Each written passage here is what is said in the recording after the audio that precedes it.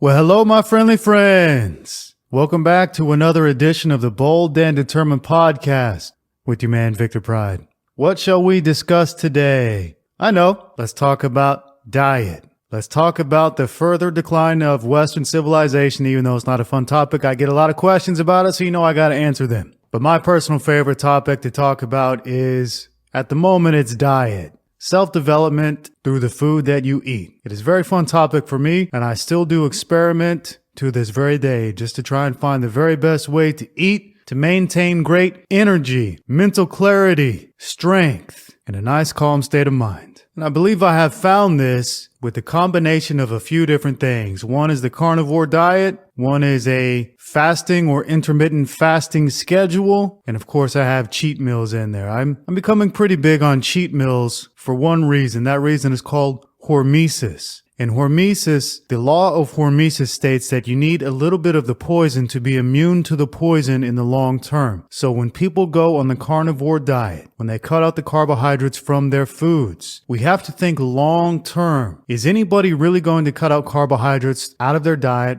for the rest of their life? Maybe 1 man in 1,000 will eat only meat and no carbohydrates. Most people will eventually go back to carbohydrates. One thing that can happen on the zero-carb carnivore diet is if you cut out the carbohydrates for 3, 6, 12, 24 months and you go back to them, it's going to be very bad. It's going to be pretty terrible for a little while. You can expect weight gain. You can expect to feel very sick and ill and not well. However, this is where hormesis comes in. If you take a little bit of the poison each week, at the point where inevitably most people go back to carbohydrates, you're not going to feel as bad. Because you've had a little bit of the poison each week, you're not so affected by it. Now, for me personally, of course, I do feel best on zero carbohydrate foods, which is meat. But you gotta live life. You gotta be a member of life. You gotta be here in this world. And in this world, people love to eat carbs. They do.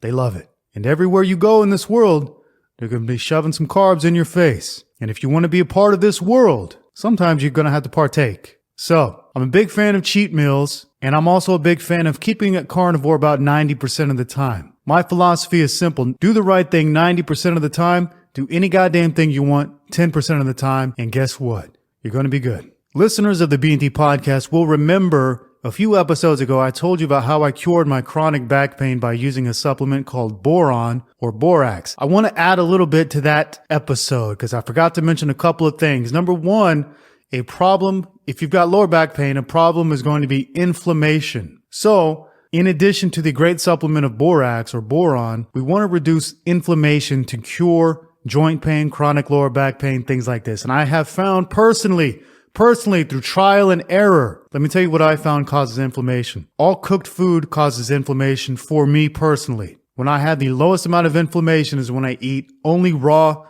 foods, including and especially animal foods. So, for me personally, if I want to have low or no inflammation, I've got to eat mostly raw. Mostly raw food. That includes raw liver, raw eggs, raw milk, and raw steak. So, that for me personally, I have found that through trial and error because I have been barbecuing all of my meat lately and inflammation has returned. So, 1 + 1 = 2 for me. I just got to eat like a wolf if I want to feel like a real wolf, most of the time. Now, in addition to cooked food causing inflammation, I've also found a way around that to cure inflammation. I have found that periodic or intermittent fasting does a great job of clearing up inflammation. The day before yesterday, my lower back started to get inflamed again, I assume from eating my cooked BBQ meat. So I did a quick 24-hour dry fast, and you've got 2 different types of fast. You've got a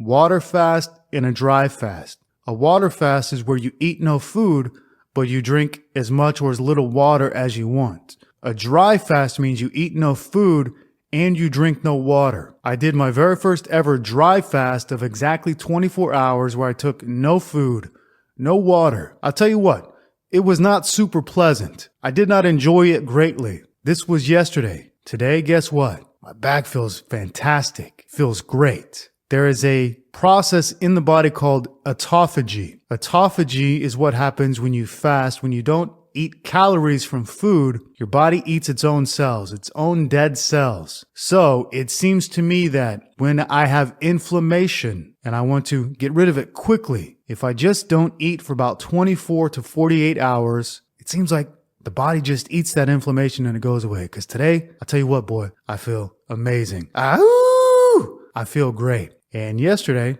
I did not feel so great because I didn't eat any food. I didn't drink any water. I made it to the 24-hour mark. I ate some liver. I ate some steak. I ate some eggs. I drank some sparkling water and I went to bed.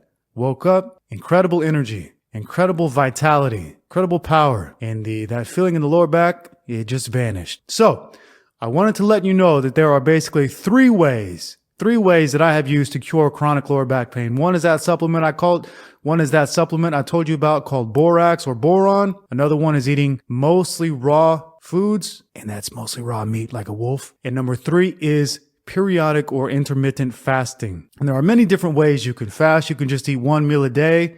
If you eat one meal a day, that's basically 23 hours of fasting every day. That's very, very good for autophagy. It's very, very good for healing your body and eating up the inflammation. You could also skip a day of eating 1 day per week. For example, you take a Sunday, you take a rest day from eating on a Sunday, you take a spiritual Sunday, and you just don't eat on Sunday. It sounds hard when we're used to eating 3, 4, 5 meals a day and we get low blood sugar and lightheaded when we don't eat. However, when you actually start doing it, it becomes rather easy. You realize you don't actually eat out of hunger most of the time. You eat out of boredom, or you eat out of a need for excitement, or you eat out of some emotional need. You don't eat out of hunger most of the time. Nobody's hungry 6 times a day. Nobody is. Nobody eats 3 meals a day out of hunger unless they're eating the wrong foods. But when you satiate your hunger, it takes a while to get hungry again. So it's really not difficult to skip a day of eating 1 day out of the week. And the benefits I have found are really, really tremendous. Number 1, it eats all of the inflammation away, so you feel a lot better. Number 2, it eats the fat. Now, for me personally, I have noticed that the only way I can stay lean with abdominals at my age is by periodic 24 to 48 hour fasts. I cannot be lean eating 6 meals a day of chicken and rice and broccoli. I cannot even be lean eating 3 meals a day of steak. I've got to throw in some periodic fasting to stay lean. It's just what I've got to do. Now, mind you, this is no fat burners. This is no longer any coffee. This is no steroids, no testosterone, no absolutely nothing but food and water. Now, for me to stay lean and mean, I've just got to skip eating 1 or 2 days a week. And it's really as simple as that. As a younger man, I was able to eat 2 meals a day and stay lean. Of course, I was working out 6, 7 times a week, eating 2 meals a day, absolutely zero snacking. As a younger man, 2 meals a day, no more fasting than that. I was able to keep a 6-pack for an entire year. So it's going to depend on your age, your metabolism, a lot of things. I'm telling you what works for me. That's what this podcast is. I tell you what works for me. You take the information that works for you and you discard the rest. That's what we're about here at B&D Enterprises. What do you say we answer some questions now? Welcome to the Bold and Determined podcast with your man Victor Pride.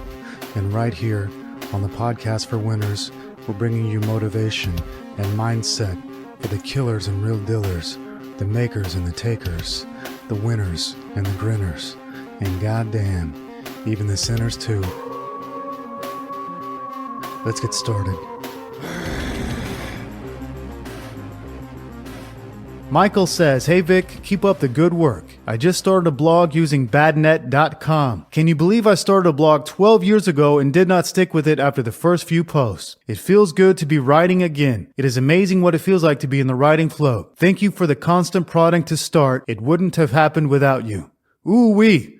My friends, if you want to start you a blog, go to badnet.com and we'll do it for you for free. Now, he asked me, can I believe he started a blog 12 years ago and did not stick with it after the first few posts? Of course I can believe it. That's what everybody does. I'll tell you something maybe you can't believe. I started my first blog and gave it up. Started my second blog, gave it up. It was not until my third blog, which is Bold and Determined, that I stuck with it. Third time is always a charm. You want to hear something else funny? I started this podcast 3 times and I only stuck with it 1 time. I did my very first podcast episode back in January of 2014. 5 years ago, I started talking about doing a podcast. I just did a couple episodes that year, couple episodes the next year. Then in 2016, I did 36 episodes of the Full Color Godcast, gave that up too. Can you believe that? Now, we're back again with the B&D podcast. It has been 6, 7, 8 months now. I'm not sure, but it's been long enough for everybody to know that I've stuck with it finally. Again, third time is a charm. So if you give up your first try, don't kick yourself about it. If you give up your second time, don't kick yourself about it. But always, always, always keep going. Try again, because it seems like for everybody, it takes you about 3 tries to get it right. So don't worry about it. You're doing it now. Stick with it. Here we go. Roger asks, "Hey Vic, what do you predict for the white population in the near future of even a few thousand years? I'm from Australia and I'm aware in the USA there is Black History Month. Here in Australia, they celebrate the Chinese New Year and other minority holidays. As soon as something about white pride is discussed, a big red light comes on. I don't see why we don't have White History Month. I respect all races, but why are whites not allowed by society to be proud? We have pretty much invented all sports, majority of the world's languages, civilizations, etc. The list is endless, and whites are less than 10% of the world's population and shrinking. How do we stop this?" Okay, there was about 15 questions in there. Let me start at the beginning. What do I predict for the white population in a few thousand years? In a few thousand years, things are going to be the same as they were a few thousand years ago. Things are basically always the same. Everything is in flow. Everything is in tides and in and out. In and out, in and out. All through the dawn of time, things have been basically the same. So in a few thousand years, white people are going to live with white people, Asians are going to live with Asians, Mexicans are going to live with Mexicans, etc. The way it has always been and the way it will always will be. We have something interesting happening right now in that the, whatever you want to call them, the governments, the shadow governments, are trying to create a new world order. We've heard this saying 1,000 times. They're trying to create a one world government. We've heard this 1,000 times. It isn't going to work. In the long term, it's not going to work. They've been trying to do it for 2,000 years.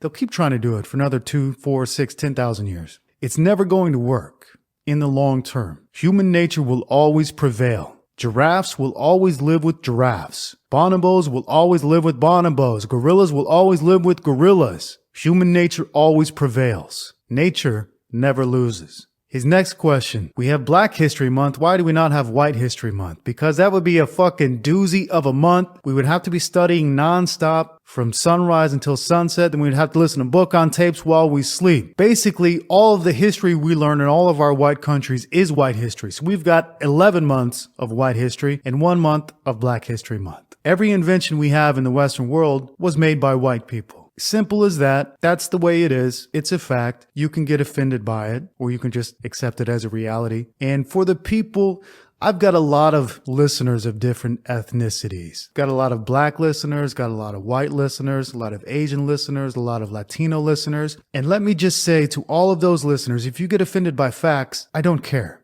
If you get offended by a fact, I don't care at all. If you get offended by anything, I don't care.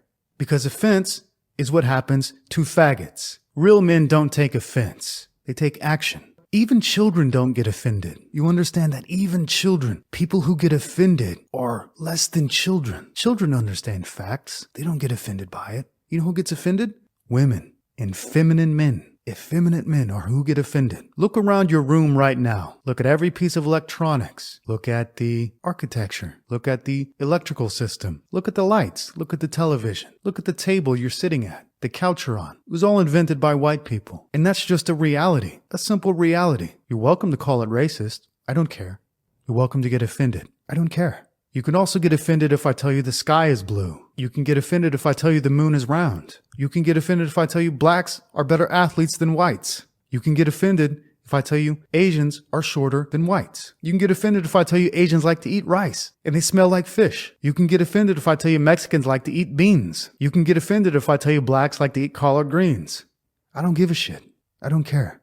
I'm here to bring you facts. And I don't give a damn about your feelings. And I never did, and I never will. His next question, as soon as something about white pride is discussed, a big red light comes on. I don't see why we don't have White History Month. I respect our races, but why it's not allowed by society to be proud? Because there is a very clear and obvious agenda, a very clear and obvious goal to destroy white people. Simple as that. Plainly obvious. All you have to do is watch your television, look at your news stations on the internet. It's very clear. It's very obvious. They want to destroy white people and raise the rest of the world. Now, of course, the only way that you can raise the rest of the world to the level of the first world is by bringing the level of the first world down to their level. To make everybody equal is to make everybody the same type of slave. To make everybody equal, you've got to bring the best down to the level of the worst. It is not possible to bring the level of the worst up to the level of the best. It doesn't happen. There's a very clear, very obvious, very noticeable anti-white agenda. And I've given you this message before. Look this up for yourself. The Kalergi Plan. K-A-L-E-R-G-I.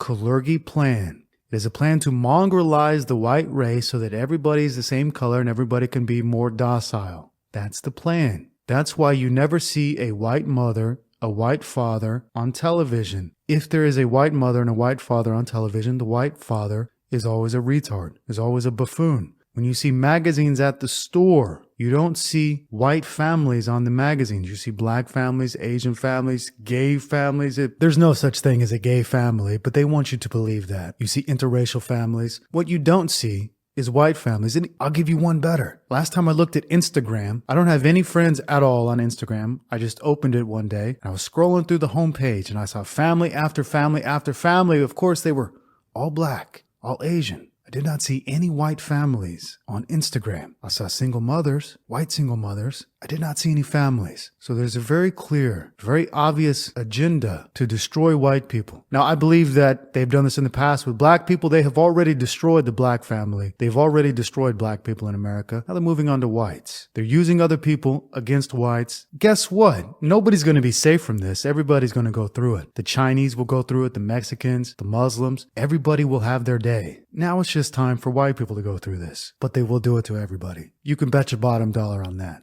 Ooh, he also says we have pretty much invented all sports, majority of the world's languages, civilizations. The list is endless. Friend, I gotta stop you there. That's just silly. Whites did not invent most of the world's languages. That's absurd. Whites did not invent Hindi, did not invent Chinese, did not invent Arabic. So that's just beyond silly. Whites invented the languages that whites speak. Other people invented the languages that they speak. Simple as that. Whites did not invent most of the languages of the world, just the ones they speak. He says whites invented all sports. Well, guess what, friend? We live in white countries, so we watch white sports. When you go to other countries, they have sports that they participate in that we don't know anything about. So you are biased because you live in a white country and everything you see in the white country was built by white people. Everything was invented by white people. Guess what? Because you're in a white culture. It's not the same in all of the world. Other people have different sports we don't know anything about. He then goes on to say, invented all of the world's civilizations. Gotta stop you there. Simply not true. Whites, the first civilizations of the world were in the Middle East, present-day Iraq. This is where we have Babylon, Sumeria. We know the white people are not from Iraq because today there are no white people in Iraq.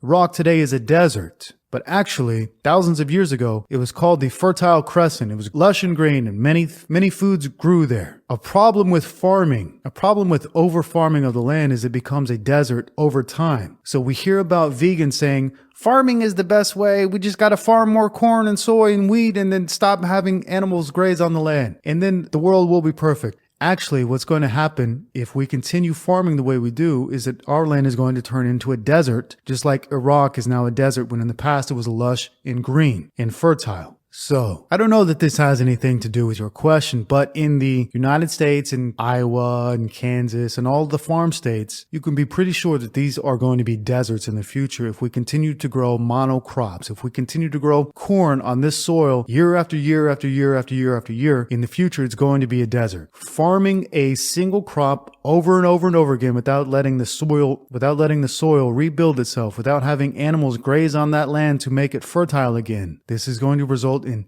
desertification. So, of the civilizations of the past, which assuredly were not white, because they were in Babylon, Sumeria, which is Iraq, civilizations of the past are exactly like we are today. They were farming, and they turned into a desert. So it may very well be that the people of the Middle East, we might be looking at a crystal ball of our own future. If we don't reverse the course of what we're doing to the land, what we're doing to our people, we might be looking at the Middle East as our future. And in the Middle East, you don't really have a specific race anymore. You've got mongrelized races mostly. Mixed races. You know why they had mixed races? Because civilizations exist at points in the land or points in the world where mixed races come together and sell things. So civilizations are not generally one race. That is why white people did not invent civilization, because civilizations are a melting pot of many different races who come together and sell things. If people lived on their own, people would live in small tribes. Simple as that. Nobody ever sat around their small tribe. There was no white tribe in the world who thought, yeah, I've got my animals, I've got my family, I've got all my close people, my close family, my cousins, my aunts and uncles. You know what this land needs? 1,000,000 other people.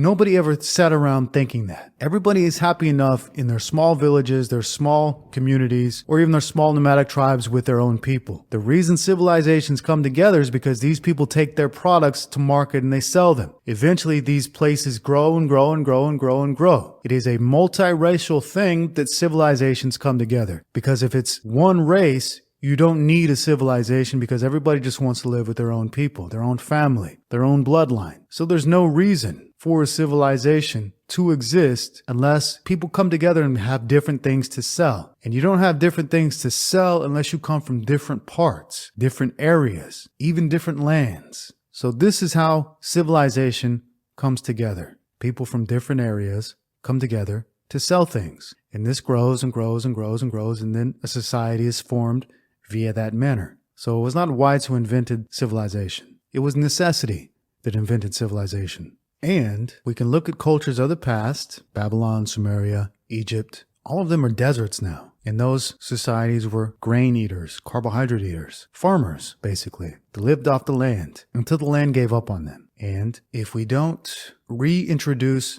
stable farming practices in the United States and other farming lands, we can expect deserts in the future. And if we allow the people who are leading us, if we allow their leadership, we can expect basically to look like the people in the Middle East today. We can expect to all look brown instead of white, because it is an attempt to mongrelize the white race. He says, whites are less than 10% of the world's population and shrinking. How do we stop this? There's only one way to stop this, and it's about 3 parts. Number 1, have white children.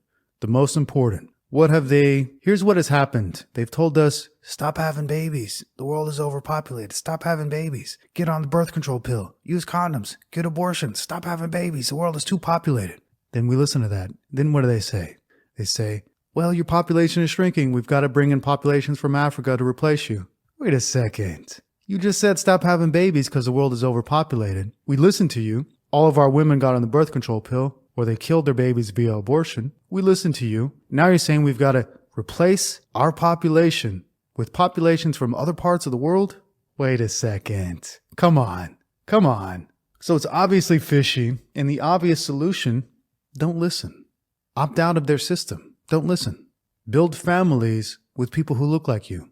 Build families with people who speak your language, who come from your same culture, and have lots of children. That's literally the way that you reverse this trend, is that you don't listen to them. Another great thing to do is to not rely on their food. When you rely on their food, which is the supermarket food, you give away so much power and you give away so much control. If you've got a little plot of land, you can grow some of your own food, and you can have a herd of sheep or goat or cow, have some chickens, have some pigs. You've got a lot more power in this world. You've got a lot more sustainability, and you're going to be a lot healthier. So the general answer, how do we stop this? How do we stop the decline of whites, is that we stop listening to them. We opt out of their system, and we must return to the system we had in the past, which is a system based on instinct. Our instinct is to have children, not to annihilate them via abortion, or not to be on the birth control pill so they never get conceived in the first place. And the birth control pill, friends, is probably the number one reason why our women are insane. Yes, white women are insane. Probably because they're on steroids from the time they're 12. The birth control pill is a sex steroid. The way that testosterone is a steroid for men, the birth control pill is a steroid for women. So when you talk about roid rage, when people take testosterone, yeah, you get roid rage when you take testosterone. Guess what? You also get estrogen rage when you take the birth control pill. That's the biggest reason why our women are crazy. They're taking this sex steroid all the time. It changes their brain. It changes their body. It changes everything about them. So if you are a white father or a white mother listening, or anybody, doesn't matter if you're white, black, green, yellow, brown, you should not be taking the birth control pill, and you should not allow your children to take the birth control pill because it changes them. It changes her brain. It makes her insane. So don't take the pill. Don't allow your family to take the pill. Don't listen to them. Have children. Try and have your own land where you can grow your own food, take care of your own food. And there's one more that is really, really so important. It starts with the children. It starts with the education of the children. They have convinced you to orphan your children from the time they're 5 years old. And they get full control to teach your children. You drop off your child at 5 years old to daycare, kindergarten, preschool, and then they're in the enemy's hands for the next 13 years. They're being taught by the enemy for the next 13 years. If you want to build a true society, you've got to educate the society. You cannot let the society be educated by the enemy. So homeschooling is vital. If you want to reverse this trend, it starts with the children. I think pretty much every today is already gone. They're already so far gone, nothing can be done. The only thing that can be done starts with the people today, the children they have, and how they educate those children. And if they send those children to school, guess what? Those children are lost. They're lost to you forever. You already orphaned them. You orphan your own children when you put them in daycare or preschool or kindergarten or first, second, third, fourth grade. You orphan them. And you allow them to be educated in a way that annihilates them, annihilates their understanding of who they are and what they are, annihilates their self-respect, annihilates their responsibility, annihilates their intelligence. That's what school does. I'm talking about in the Western world. Specifically, I'm talking about United States. School in the United States is a dumbing down process and an indoctrination process. It is not about education. The smartest people I have met in the world are the people with the least amount of schooling. The dumbest people I've ever met are the people with the most schooling. And all people, all women in particular, who go to school and pay attention to school and do good in school, it just kills their brain. It kills their femininity. It kills who they are. And it should be avoided. So if you want to change what is happening in the world, that's what you do. You opt out of their system completely. There is no other option. There is no other way. There is no political option. You can't vote in somebody to change this for you. It starts with you and it ends with you. And if you are not willing to do anything about it, shut your fucking mouth about it. Simple as that. Don't complain about it. Be about it. Be the change you wish to see. How can we stop this? Opt out of their system. Have children. Raise them on your own. Eat your own food. That is literally the only way. Also, going back to the desertification in the Middle East and how that ties into what America is going to become, what also do we have in the Middle East? Total separation of the sexes. What is happening today in America? What is being pushed? Basically a total separation of the sexes. So if you allow things to keep going this way, the way that they are now, look at the Middle East. That's your future.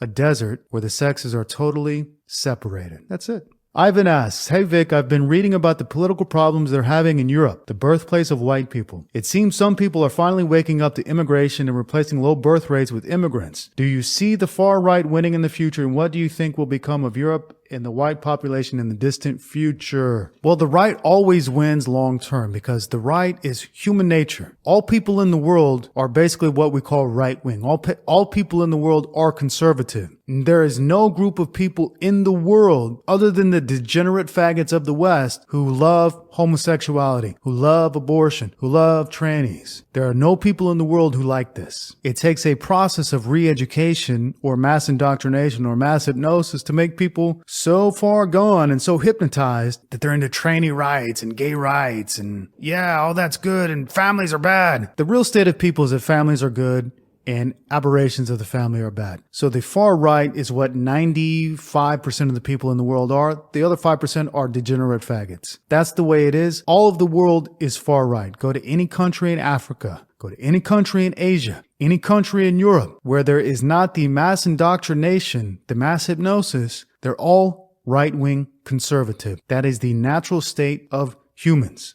Now in the West, we have flipped everything. Everything is opposite land in the West. What is true in the rest of the world to us is opposite. So for us, two gays raising a boy child and dressing the boy like a girl, that's a great family. But a white mother and a white father with 9 children,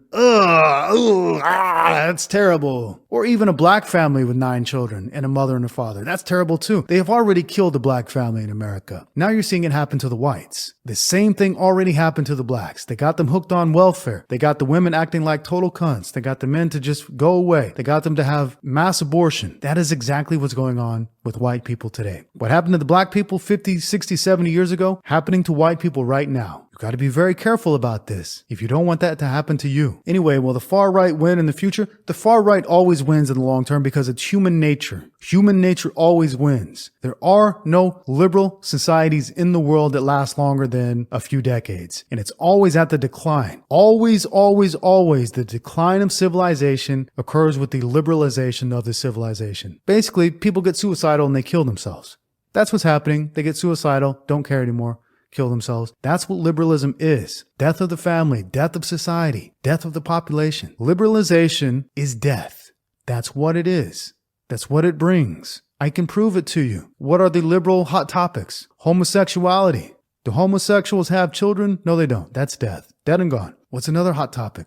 Abortion. The killing of babies. Kill the babies. Dead and gone. No more children. What's another hot topic? Feminism. Not getting married. Not having children. Being an old cat lady and then dying full of regret. No more children. Dead and gone. Liberalization, liberalism is all about death. That's what it is. It's all about death. And it always occurs at the end of a civilization, when a civilization has reached its peak, becomes suicidal, and goes crazy. Everybody dies.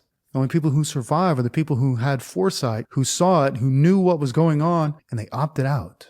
They built their own culture with their own family outside of the system. That's the only way. Oh my goodness, friends, we've got one more question about white people, and then we'll get on to some more fun topics. He says, "Hey, Uncle Vic, my mom and I don't see eye to eye on politics. Just this evening, we were having a conversation about the Green New Deal. She refused to believe that it advocated paying those who are unwilling to work and said I had bad sources, even though she knew nothing about it. In other words, typical fake news accusations. I tried to diffuse the situation by taking the stoic approach, as you might say. Without mass media, I probably wouldn't even know Donald Trump is president, so why should I really stress about it? Well, this triggered her and she said, 'You're a white man. That's why it doesn't affect you.'"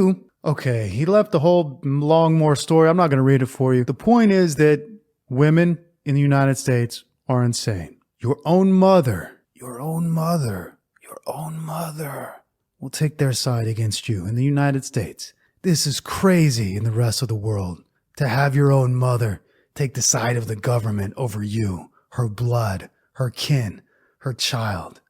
But that's what's happening in America because it's a suicidal, degenerate culture under mass hypnosis, under mass mind control.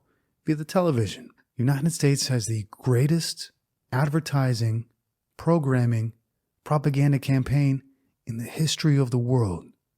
The history of the world. That's what we're competing against. That's why the only solution is to opt out of their system. There's no possible way you can compete with the American advertising system that tells them white mothers tell their own children, "It doesn't affect you because you're white." Hey, you retarded bitch. You're white too. Why are you so crazy about it? But they all are. In America, they're all crazy.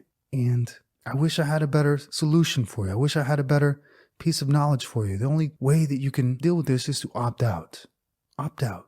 That's it. The mothers are lost. The people today are totally lost. You must create your own new culture by having your own family and taking them out of the system. When they're in the system, they're lost. They're gone. Your own mother in the United States, your own mother. If you're a white man and you have a white mother, she'll say to you, "You're white. You're a white man." Yeah, bitch. Of course I'm white. You're white. My father's white. Of course I'm white. What other fucking color would I be? Green? So this is what I mean. United States is a suicidal culture because white people are ready to die. They're ready to die. Ready and willing. Ready and willing. Your own mother will say to you, "You're a white man." Yeah, you dumb bitch. Who do you think's going to protect you when all the white men are killed? Huh? Muslims? Blacks? Nobody cares about white women except for white men. Nobody. Nobody. Nobody. And they don't care. They're ready to die. They're ready to die. That's why I can't live there. They're ready to die. And I think you'll see that in the future, that it comes true. I think you'll see that. Let's get on to some more fun topics, friends. Michael asks, which country do you think has the best food? Basically, all countries have great food if they prepare food according to their tradition. Because traditionally, it takes a long time to prepare food, and that's for a very specific reason. A lot of plant foods, which are carbohydrate foods, they have something called anti-nutrients in them. And if you don't prepare plant foods the right way, then you get poisoned by the food. You have to neutralize the anti-nutrients by preparing the food. And if you have 100 years, 200 years, 500 years of tradition of preparing foods the right way, you'll be able to eat those foods and not have the nasty side effects that we have in the West. So the West has the worst food in the history of the world, and we can look at our great big fat people to see that that's obviously true. It's not that they're just fat, it's that they're toxic. They're toxic fat because there are fat people in other parts of the world, but it's a different kind of fat. People who get fat eating homemade mashed potatoes and homemade meat and homemade bread and homemade wine, it's a different kind of fat than the fat we have in the United States. It's a toxic, that's the only word for it. It's a toxic kind of fat that we have in the United States, and it comes from processed food that's made in a factory. So any culture, any country that takes time to prepare their food from real, fresh, natural ingredients is always superior to food bought in a box or bought in a can in America. This is what people do in America. If they want to make mashed potatoes, they get a box of mashed potatoes. They pour out the box, they pour water in it. 5 minutes later, it's done. That's insane. That's crazy. Or if they want to make cornbread, they get a box of cornbread, pour water into it, put it in the oven, it's done 5-10 minutes later. That's not how it's done in the rest of the world. In the rest of the world, they make everything by hand. And that's why food in basically every country in the world that is not westernized is better than Western food. Any culture cares about their tradition, has great food. Personally, I love all kinds of food. I love Indian food. Indian food is spectacular, but it makes my stomach so heavy and doesn't make me feel good, but it's so enjoyable to eat. I like Middle Eastern food. I like food that just a big plate of rice and meat. I love that. I love Caribbean food like Jamaican food, jerk chicken, rice and beans, fried plantains. I love all kinds of food, all kinds of natural food. Love it, love it, love it. And I tell you, where I am right now, they take time to prepare their foods in the natural manner. Where I'm right now, many people consider a food paradise, and I almost would too, except they don't eat a lot of meat. But other than that, the food is really, really good, and there's nothing made from a box or a can. Everything is made fresh, and it's made with care, and it's made in the traditional manner. And I'll give you one example. I went to dinner about 5 nights ago, and I was fully prepared to go out to dinner with some people. I was fully prepared to get a stomach ache and get brain fog and get all kind of nasty effects because I was just going to eat whatever food they had there. So we went out to dinner, and at this restaurant, the waiter came by to tell me the story of the restaurant. What had happened was there was a famous chef from the 1800s, and they found a cookbook or a recipe book from 1885 from this famous chef. And that's how they prepare their foods to this day. They follow the recipe from the book from 1885. So everything was prepared in the same way it was prepared 150 years ago. And our first course, they brought out their local pizza, which is basically just bread and cheese. It was really good. I had 3 pieces. And then about 30 minutes later, my main meal came. And this is how you know they actually cooked it and prepared it because it took a long time to come out. I ordered roast beef with potato and mushroom. Now, I ate the potato. I ate the roast beef. I did not eat the mushroom. But something really strange happened to me after this meal. I had 3 pieces of pizza, a little bit of potato, and some roast beef. And I was fully prepared to just call it a night, not be useless for the rest of the night. But when I left the restaurant, I tell you what, I felt euphoric. I felt great. I never felt better in my life. I felt amazing. I felt really, really good. And that never happens to me when I eat food at a restaurant in America. And the conclusion I can come to is that they prepare their food in a traditional manner. They take time to neutralize the anti-nutrients in plant foods. And all plant foods, friends, they don't want to be eaten raw. They have defenses against being eaten. They don't want to be eaten. Like all things in this world, they don't want to be eaten. And they have defenses against those. Those defenses are called anti-nutrients, otherwise known as poisons. So they have to be prepared in a proper manner to neutralize the poisons in the food. And I have never in my life felt great eating plant foods or carbohydrate foods, except for this night. I felt euphoric. I felt amazing. The next morning I woke up and I felt great. I felt so good. That has never happened to me before eating carbohydrate foods. I can come to the conclusion is because they took so much time and so much care to prepare these foods in the right way. Whereas in the United States, we have no care about tradition whatsoever. We laugh at tradition. Everything is upside down in the United States. We laugh at tradition. Here they'll take an hour to make mashed potatoes or even longer. They'll probably soak the potatoes overnight before they make mashed potatoes. In America, we'll get a box of mashed potatoes, mix some water in it, cook it up, 5 minutes later it's done, and we'll laugh at the people who lovingly take the time to prepare food the right way, not understanding that the way we're eating food is killing us. Or maybe they're just suicidal and don't care. But my point is, any culture that takes time to prepare their foods in the proper manner and who prepares their foods the same way they did 100, 200, 300, 400 years ago, they have superior food. They have really nice, good food. And basically, all people of the world can be healthy enough eating those foods if they're prepared in the right manner, which is the manner that neutralizes the anti-nutrients. So basically, what we call ethnic food is the best food we can eat, other than, just eating meat. Just eating meat with nothing else. Meat is the best food you can eat by far. But if you want to be a part of society, if you want to enjoy a nice family dinner, ethnic food is always the best. You don't want any food out of a can, any food out of a box. You absolutely do not want to eat any GMO food, any genetically modified food. These foods did not exist 50 years ago. We should not be eating them. They are poisonous. And I believe they're probably poisonous for a reason. Going back to what we spoke about just a few moments ago, they'd like a lot of people to die. So that's that. Ethnic food is spectacular. I personally love all foods. German food, Jamaican food, Italian food, Russian food, Indian food, halal food, Middle Eastern food. It's all really good. Now, generally, I don't eat those foods, not because they're not tasty, because most of those foods are tasty. I generally just don't eat them because carbohydrates tend to make me feel like poo-poo. But, if I'm going to eat them, or if you are going to eat them, it's really a lot better to eat foods that were prepared in a traditional way so that you can get the most benefit and the least amount of negative effects from them. So that's that.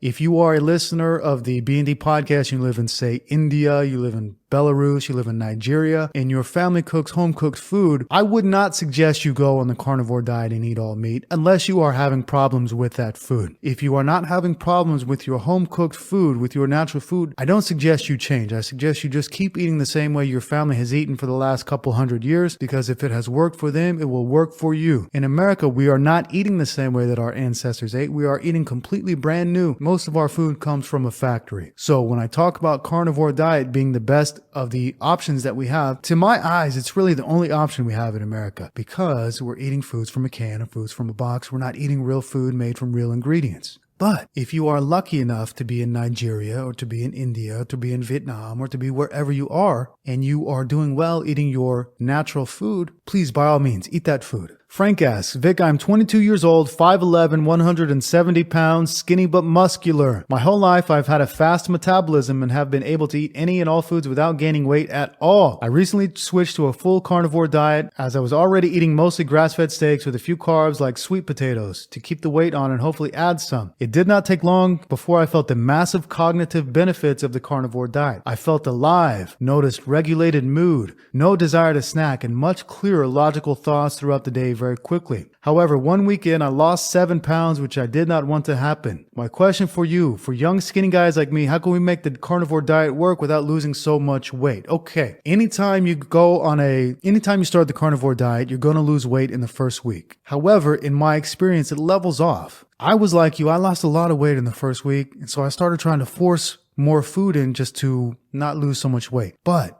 we have to remember that it's mostly water weight. It's not real fat weight or muscle weight. So it's not lean tissue loss. It's water loss. What is the second word on carbohydrates? Hydrate. When you eat carbohydrates, you get more water in your system. And when you stop eating those, the water comes out. And that's what the weight is from. It's from the water. So you are going to lose weight in the first week of the carnivore diet, almost guaranteed for sure. However, in my experience, it levels off. And I don't lose any weight at all unless I do some sort of prolonged fasting or periodic fasting. I maintain weight very, very, very well. After the initial drop in weight on the carnivore diet, I maintain very, very well. Because of the incredible cognitive benefits of the carnivore diet, I don't want to go back to eating something else because I have more energy, more mental clarity, less inflammation on the carnivore diet than I do on any other diet. However, if you're trying to gain some weight or maintain some weight, I would suggest you eat 2 cheat meals a week of whatever you want to eat. This will do 2 things for you. It will help you keep weight on, and it will, remember when we talked about hormesis, you need to eat a little bit of the poison to be immune to the poison in the long term. So if you ever want to go back to eating carbohydrates, it's best if you keep small amounts of those in your system. And I find the best way that I can eat carbohydrates and still maintain mental clarity and still maintain energy is to have no more than 2 a week, sometimes less, never more, sometimes less, but 2 carbohydrate meals a week. And when I say cheat, it just means carbohydrate. It could be rice and beans, it could be fried plantains, it could be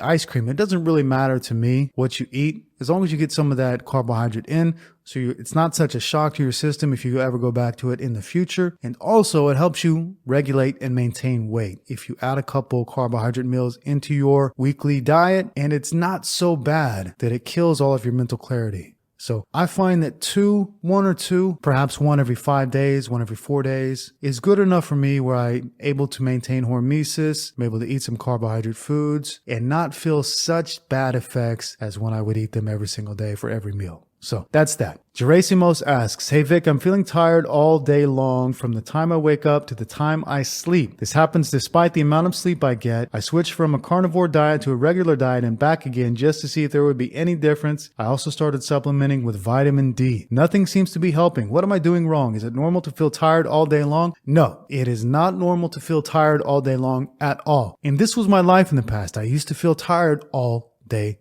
long. I had 2 hours of energy, nothing else. This is why I'm such a big proponent of the all meat diet or the carnivore diet, because it helped me out in so many ways. I want other people who were feeling like I was feeling to be able to get well and to be able to get energy and mental clarity again. So I know exactly what you're going through. I'm going to tell you how I fixed it. First, let me go back to 2015. I was feeling so bad. I went and got some blood tests done to check my vitamins. I was low in vitamin D3 and I was low in vitamin B12. Which is a shock to me, because I thought vitamin B12, I eat meat every day. What's going on here? I thought you get vitamin B12 from meat and only vegans were vitamin B12 deficient. Why am I vitamin B12 deficient when I eat meat every single day?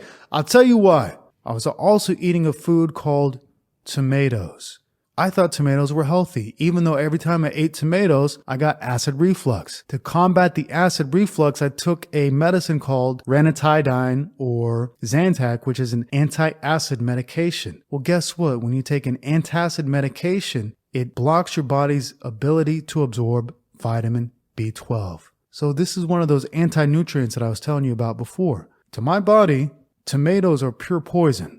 And I'll never touch them ever again. They indirectly or directly cause me a vitamin B12 deficiency. And a vitamin B12 deficiency, boy, that's chronic fatigue right there. That's chronic fatigue. That's no energy to do anything. Tired all the time. Can barely get out of bed. Just want to lay around all day and do nothing. Have no mental energy, no physical energy. And by me getting rid of all of the foods that could potentially cause me problems and just eating meat 90% of the time, chronic fatigue just vanished. It's just gone. I have energy all day long, every day, all day. I tell you what, back in the past, if I had to go do something at 2 o'clock in the afternoon, I would stress about it. I would get anxiety about it because I knew I wouldn't have energy to do it. Now, I don't give a fuck what time it is. 2 o'clock in the morning, 2 o'clock in the afternoon, 5 p.m., 5 a.m., whatever, noon, whatever. I'm good. I'm good all the time. And what I do is very, very simple. I eat high vitamin foods like meat, like liver, like eggs. And I leave out the foods that I am not sure about, which is all carbohydrates basically. I don't eat any carbohydrates except for once or twice a week to maintain hormesis. And for me, this works out very, very well. My fatigue that I had, and I had it for a couple of years, pretty bad. No joke, had it pretty bad. It just vanished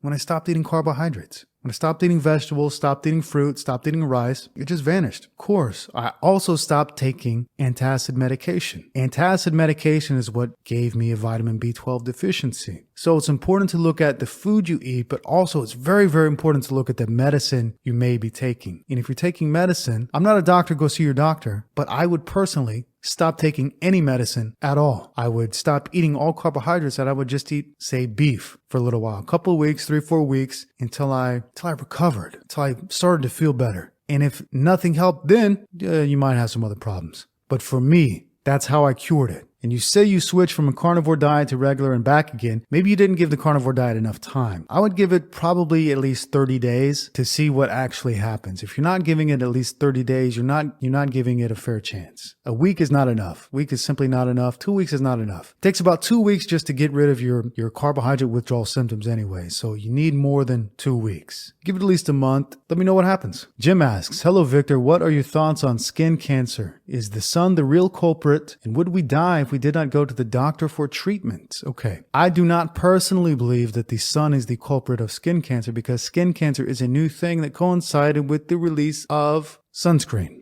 So does it make logical sense that you must put on a factory-made lotion into your skin or you'll get cancer and die? Does that make logical sense to you? Does any animal on this earth require a factory sunscreen to be able to go out into the sun? No, no animal does. That should tell you right away it's completely unnatural to put these chemicals into your skin to block the sun, and everything you put on your skin gets absorbed into your body. Remember that. Everything that touches your skin gets absorbed into your body. Are the chemicals in sunscreen really something you want absorbed into your body, into your skin? If you want cancer, maybe. But if you don't want cancer, listen, I would not personally ever use sunscreen ever again. Now, if you've got white skin, pale skin, you will burn in the sun because you're not really made to be in the sun for that long. Most pale skinned people tend to come from places like Ireland where it's rainy and foggy a lot and they don't get a lot of sun. So that's okay for them. When they go to places where it's sun all the time, they will burn. So those people need to wear long shirts and hats. Don't use sunscreen because it's chemicals being absorbed in your body. Simply do what the Asians do. Asians do not like suntans because to them it shows that they're lower class because they work outside all day. So what they do is they cover their skin just by wearing a long jacket and a hat.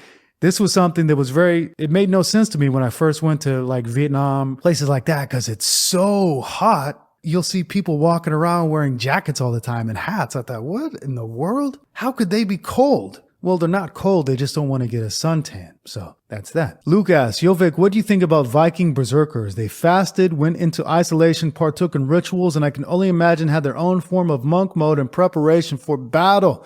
Well, like all people in the world, I'm fascinated by berserkers. I respect berserkers. I was doing some research about them. It seems like the berserkers had three different animals that they had three different spirit animals. One was the bear, one was the wolf, and one was the boar. And so whatever berserker would, one berserker would conjure up or do rituals to the bear. One would do to the wolf. One would do to the boar.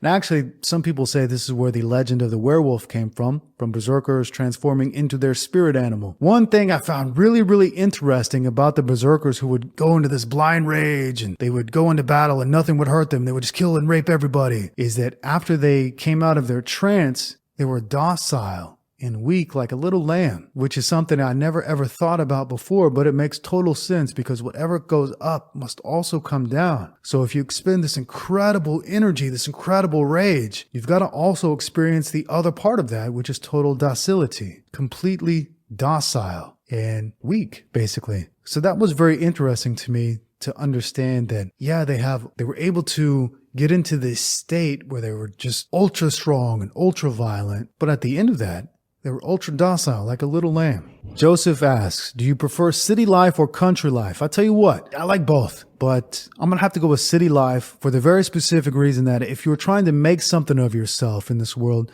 you need to be in a city because city's where all the energy is. It's where all the good energy is. People today, all the good people leave the countryside. So when you go to the countryside today, you see people with Down syndrome, you see people with half a leg missing, but you don't see a lot of well-to-do people. You don't see a lot of good, strong, hardy people. You see a lot of the leftovers in the country life today. Seems like everybody today goes to the city because the city is where the energy is. And if you're trying to build something for yourself, if you're trying to build a business or whatever the case may be, you want to go where the energy is and you want to feed off of that energy, and the energy is in the cities. So I believe that for children, the country life is best. For seniors, the country life is best. But for people in the prime of their life, the city is where it's at because the city is where all the good energy is. And that's where you're going to be able to build and maintain something. Now, I like living on the edge of the city. I like living in a mountain town on the edge of the city. And this was my favorite. When I was living in Albuquerque, New Mexico, I was living right on the edge of town, right on the mountains. And I could see the mountains just out my window every day. And I had some nice peace and quiet just right on the edge of the city. But I could be in the city within 2, 3, 4, 5 minutes. I could go pick up my beef. I could go pick up my raw milk. I could go to the coffee shop and do some work. I could hit the gym. So I personally love